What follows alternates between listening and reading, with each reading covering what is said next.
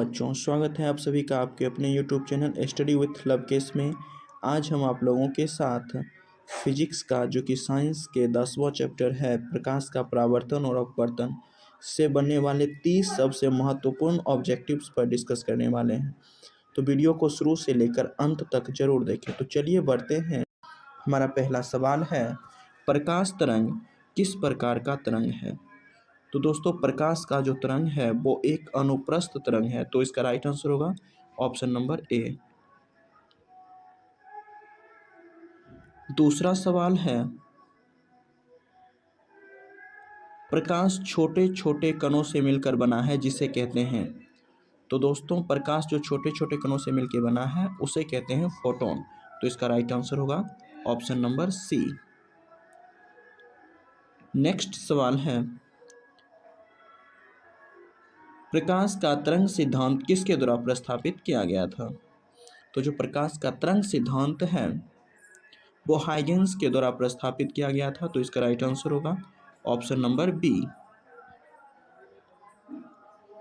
Next सवाल है, प्रकाश के विद्युत चुम्बकीय स्वरूप की खोज किसने की थी? तो बच्चों, प्रकाश का जो विद्युत चुम्बकीय स्वरूप है उसका खोज किया था मैक्सवेल ने। तो इसका राइट आंसर होगा ऑप्शन नंबर सी। नेक्स्ट सवाल है, प्रकाश विद्युत प्रभाव का प्रतिपादन किसने किया था? तो बच्चों, प्रकाश विद्युत प्रभाव का जो प्रतिपादन है वो किया था आइंस्टीन ने। तो इसका राइट आंसर होगा ऑप्शन नंबर बी। नेक्स्ट सवाल है, प्रकाश के चिकने पृष्ठ से टकराकर वापस लौटने की घटना को कहते हैं। तो बच्चों, प्रकाश के चिकने पृष्ठ से टकराकर वापस लौटने की घटना को कहते हैं प्रकाश का परावर्तन। तो इसका राइट आंसर होगा ऑप्शन नंबर बी। नेक्स्ट सवाल है, प्रकाश का वेग किसमें अधिकतम होता है? तो जो प्रकाश का जो वेग है वो निर्वात में अधिकतम होता है। तो इसका राइट आंसर होगा ऑप्शन नंबर सी। नेक्स्ट सवाल है, पानी से भरे किसी बर्तन में पड़ा एक सिक्का किस कारण थोड़ा उठा हुआ प्रतीत होता है? तो बच्चों, ये जो होता है ये प्रकाश के अपवर्तन के कारण होता है।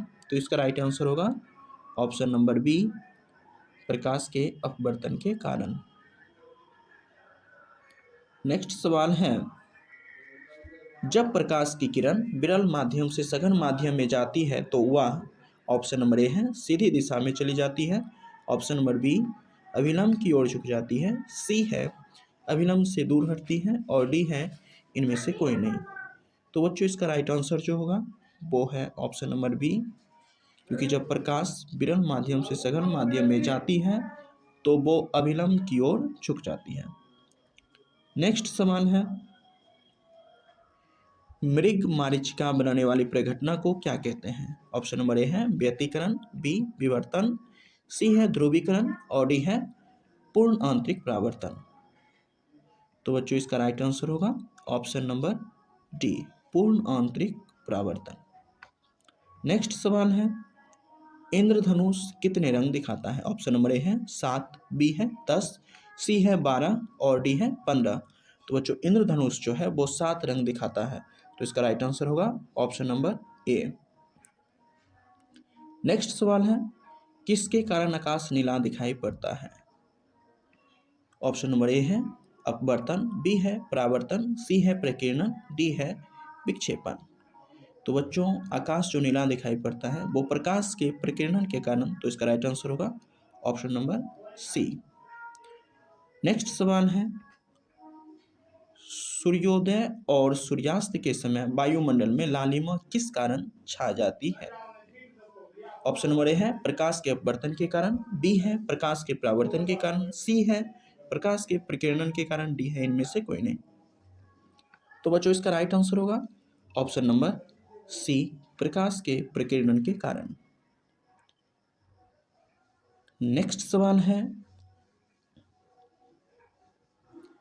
वाहन में पीछे से आने वाली वस्तुओं को देखने के लिए किसका प्रयोग किया जाता है? ऑप्शन ए उत्तल दर्पण का, बी उत्तल लेंस का, सी अवतल दर्पण का, डी अवतल लेंस का। तो बच्चों पीछे से देखने वाली वस्तुओं के लिए जो प्रयुक्त किया जाता है वो होता है उत्तल दर्पण। तो इसका राइट आंसर होगा ऑप्शन नंबर ए, उत्तल दर्पण। नेक्स्ट सवाल है, रोगियों के दांत देखने में दंत चिकित्सकों द्वारा प्रयुक्त दर्पण होता है। ऑप्शन नंबर ए है उत्तल, बी अवतल, सी समतल, डी इनमें से कोई नहीं। तो बच्चों इसका राइट आंसर होगा ऑप्शन नंबर बी, जो कि है अवतल। नेक्स्ट सवाल है, दाढ़ी बनाने में किस दर्पण का प्रयोग किया जाता है। ऑप्शन नंबर ए है अवतल दर्पण, बी है उत्तल दर्पण, सी है समतल दर्पण, डी है इनमें से कोई नहीं। तो बच्चों दाढ़ी बनाने में जो है अवतल दर्पण का प्रयोग किया जाता है। तो इसका राइट आंसर होगा ऑप्शन नंबर ए, अवतल दर्पण। नेक्स्ट सवाल है, किसी व्यक्ति का पूरा प्रतिबिंब देखने के लिए एक समतल दर्पण की न्यूनतम ऊंचाई होती है। ऑप्शन नंबर ए व्यक्ति की ऊंचाई के बराबर, बी है व्यक्ति की ऊंचाई की आधी, सी है व्यक्ति की ऊंचाई की 1/4 और डी है व्यक्ति की ऊंचाई की 2 गुनी। तो बच्चों इसका राइट आंसर होगा ऑप्शन नंबर बी, व्यक्ति की ऊंचाई की आधी। नेक्स्ट सवाल है, हम पृथ्वी के पृष्ठ पर सूर्य का प्रकाश प्राप्त करते हैं, ये प्रकाश के किस प्रकार के किरण पुंज है। ऑप्शन नंबर ए है अपसारी, ऑप्शन नंबर बी है समांतर, ऑप्शन नंबर सी है अभिसारी और डी है इनमें से कोई नहीं। तो बच्चों इसका राइट आंसर होगा समांतर, जो कि ऑप्शन नंबर बी। नेक्स्ट सवाल है, डायोप्टर किसकी इकाई है। ऑप्शन नंबर ए है लेंस की क्षमता की, बी है लेंस की फोकस दूरी की, सी है प्रकाश की तीव्रता की, डी है ध्वनि की तीव्रता की। तो बच्चों इसका राइट आंसर होगा ऑप्शन नंबर ए, लेंस की क्षमता की, लेंस की क्षमता की। नेक्स्ट सवाल है, श्वेत प्रकाश कितने रंगों के मेल से बना होता है। तो बच्चों श्वेत प्रकाश जो है वो 7 रंगों के मेल से बना होता है। तो इसका राइट आंसर होगा ऑप्शन नंबर डी।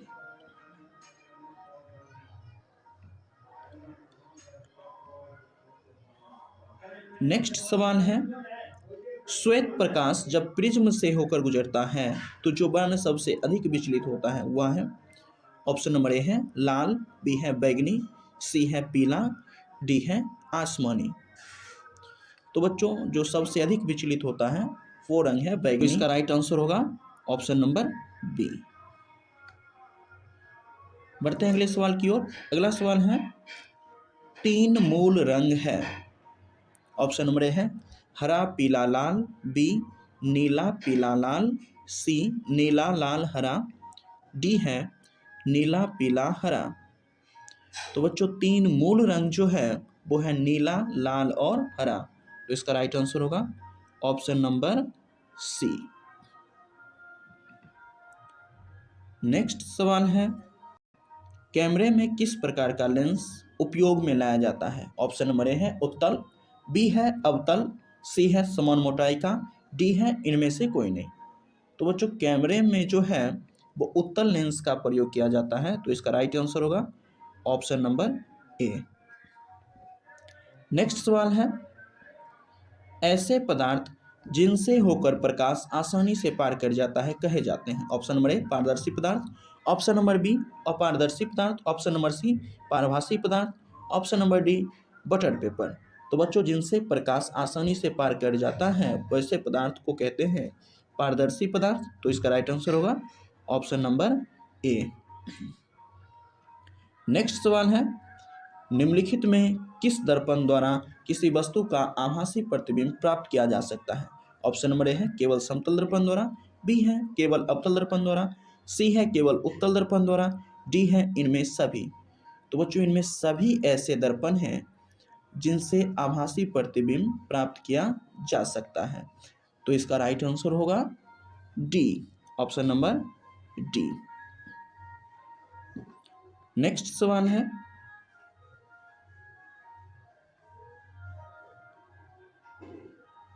कहाँ पर स्थित होने से वस्तु का प्रतिबिंब अवतल दर्पण के फोकस पर बनता है।